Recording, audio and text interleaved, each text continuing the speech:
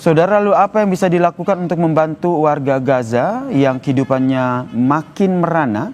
Kami akan membahasnya bersama dengan pakar hubungan internasional, Teguh Raisyah. Selamat sore. Selamat sore, salam dari Unpad di Bandung.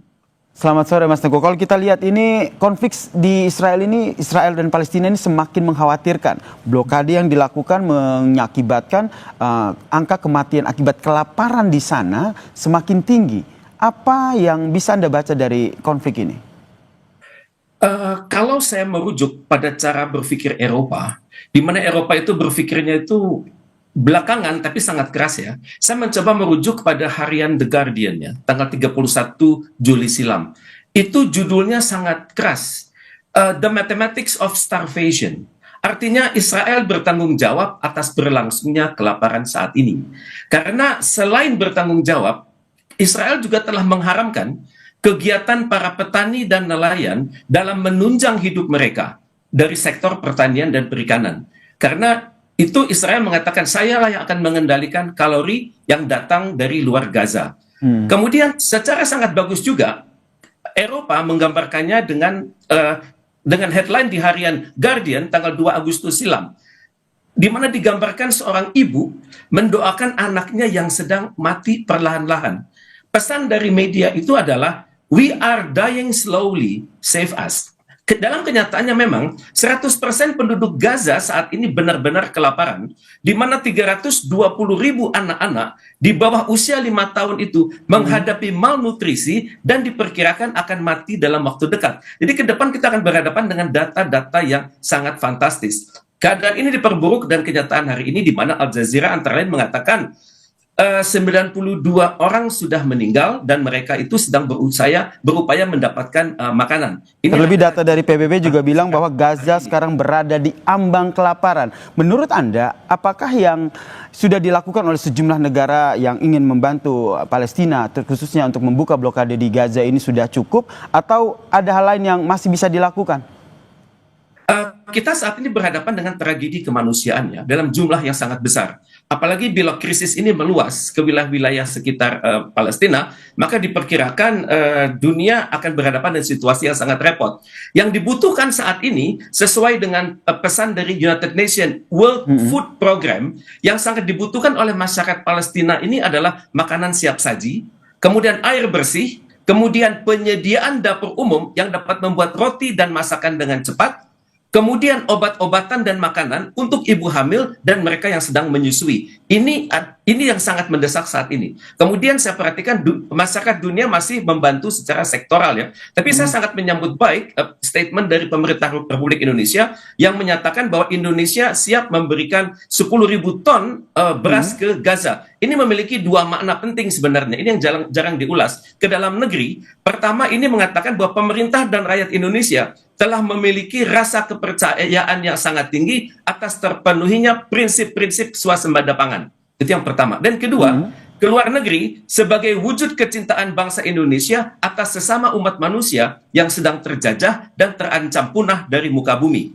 Juga ke luar negeri, ini adalah pesan kepada negara-negara di Timur Tengah yang terkesan membiarkan keluarga mereka sendiri yang saat ini sedang berjuang mempertahankan hidup di tengah dasingan peluru, tiadanya fasilitas umum, dan ancaman pemboman, serta ketidakpedulian sebagian besar masyarakat Indonesia. Baik. Masyarakat dunia. Kalau kita lihat ini kan sebenarnya kalau seandainya blokade makanan ataupun akses bantuan masuk ini tidak ditutup oleh Israel, tentu bantuan akan terus berdatangan. Masalahnya kan ini masih di blokade begitu. Menurut Anda, pihak mana yang harus lebih lantang suaranya agar blokade ini tidak dilakukan? Termasuk bagaimana peran PBB dalam konflik ini? Ya, dalam kondisi seperti ini terasa sekali peranan PBB sangat minimal. PBB tidak memiliki kemampuan menekan Israel. Juga organisasi kawasan seperti OKI, kemudian juga Liga Arab tidak memiliki keberanian untuk menekan Israel. Yang bisa kita lakukan saat ini adalah melihat bahwa ada 22.000 kontainer yang terjebak dan tidak bisa masuk ke Gaza. Dan saya khawatir bagaimana nasib kontainer Indonesia yang akan disalurkan lewat Jordanian Hashemite Charity Organization yang bermarkas di Amman. Saya belum tahu Tentunya harapan saya adalah Indonesia sudah mempersiapkan langkah-langkah pengiriman 10.000 ton beras ini dengan sangat sistematis. Oke, kita bisa mengatakan jalur penerbangan aman. Kemudian, tapi juga begitu landing, saya khawatir akan ada pemeriksaan yang luar biasa dari pihak Israel. Karena mereka tentunya mengkhawatirkan barang-barang itu ada kemungkinan memuat juga hal-hal yang hal-hal yang tidak mereka inginkan. Tapi untuk itu tentunya kita memerlukan diplomasi global untuk menyatakan bahwa bantuan yang Indonesia berikan ini adalah sepenuhnya untuk tujuan-tujuan kemanusiaan. Apalagi yang bisa kita lakukan, tanggal 30 September mendatang, itu negara-negara di dunia akan menghadapi sidang umum di Majelis Umum ya. Biasanya pada tanggal 30 September tersebut, itu banyak negara akan mengumbar janji, mengatakan akan mendukung Palestina, akan mendukung kemerdekaan Palestina, akan mendesak Israel. Tapi pada kenyataannya, mereka tidak sekeras Indonesia dan tidak sekeras Iran. Indonesia adalah negara yang sangat konsisten mendukung kemerdekaan Palestina. Kita pemimpin-pemimpin Indonesia senantiasa mengatakan konferensi Asia Afrika belum dapat dinyatakan berhasil jika Palestina itu belum merdeka. Itu jalur diplomatik yang kita pakai. Jadi menurut Anda, Mas Tengku, kita tidak terlalu berharap begitu dari tekanan dari Amerika Serikat ke Israel? Amerika Serikat mengatakan dalam konteks bantuan kemanusiaan, Amerika Serikat adalah negara yang terbesar mendukung. Tapi saya itu adalah statement dari Presiden Amerika Serikat saat ini. Tapi selama krisis Gaza ini, saya tidak melihat adanya jalur-jalur bantuan, tidak melihat ada produk-produk Amerika Serikat di sana. Jadi kita berhadapan dengan suatu diplomasi yang tidak jelas, diplomasi yang tidak berakar pada data. Kemudian juga kita perhatikan bersama-sama negara-negara Eropa. Saya tidak melihat kemampuan mereka untuk menekan Israel. Jadi sebenarnya negara-negara Eropa bisa menekan Israel, misalnya dengan cara misalnya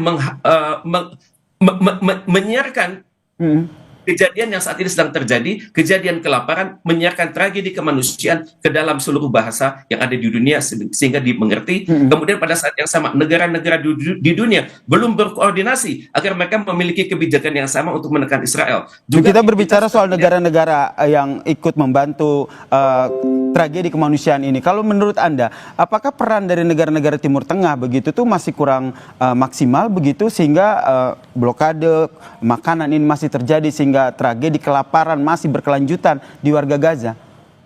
Saya terus terang sangat menyayangkan negara-negara Timur Tengah yang sangat kaya. Mereka tampaknya tidak fokus bahwa masalah terbesar mereka adalah saat ini adalah keamanan di jalur Gaza, keamanan di Palestina. Mereka lebih fokus kepada bagaimana mempertahankan kekuasaan, bagaimana menstabilkan negara mereka. Dan karena itu energi mereka tidak tersalurkan ke wilayah Gaza yang sedang menghadapi rawan pangan dan juga potensi kelaparan dalam jumlah yang sangat besar ini. Saya sebenarnya 2 tahun silam sudah terselenggara sebuah KTT, namanya KTT luar biasa OKI dan Liga Arab. Mereka mengamanahkan Indonesia dan negara-negara yang terkemuka di Timur Tengah untuk bersama-sama memikirkan masalah di Gaza ini dan mengupayakan perdamaian. Tampaknya hanya Indonesia saja yang berusaha sungguh-sungguh dan kita tidak memiliki mitra yang tangguh yang sebenarnya bisa membantu secara lebih nyata. Misalnya mendesak Mesir agar bersikap keras sehingga bantuan itu bisa masuk. Kemudian juga mendesak Yordania agar perbatasannya juga dilonggarkan, misalnya sesuai dengan hari ganjil dan genap begitu. Berarti Indonesia sendiri terus menyuarakan lantang ya di tengah kondisi ini untuk bagaimana membela ataupun memberikan bantuan untuk warga Gaza. Kalau kita berbicara soal bantuan, ini kan ada 10.000 ton beras yang nantinya akan diberikan bantuan kepada warga Gaza. Ini kalau informasinya lewat jalur darat atau lewat jalur udara, ini mekanismenya akan seperti apa? Sehingga harapannya bantuan ini bisa sampai ke warga Gaza yang kelaparan. Secara teknis, bahan makanan yang Indonesia kirim itu akan tertahan di perbatasan. Itu akan hanya bisa lewat namanya GHCO atau Jordanian Hashemite Charity Organization. Yang sangat dibutuhkan adalah kecepatan barang-barang itu masuk lewat kontainer-kontainer sehingga dapat tiba pada titik-titik yang sangat membutuhkan bahan makanan tersebut. Cuman masalahnya kita berhadapan dengan jarak yang jauh, berhadapan dengan temperatur yang berbeda dengan kita di wilayah tropis, maka saya agak khawatir akan kualitas dari bahan makanan tersebut. Saya sangat berharap makanan yang kita kirimkan dari Indonesia itu kualitasnya tetap tinggi pada saat nanti dibagikan kepada masyarakat. Berarti salah satu PR yang diharapkan, berarti maaf saya potong, berarti salah satu PR yang harus dipikirkan oleh pemerintah Indonesia saat ini adalah bagaimana mendistribusikan 10.000 ton beras ini agar sampai ke tepat sasaran, termasuk melakukan berbagai diplomasi.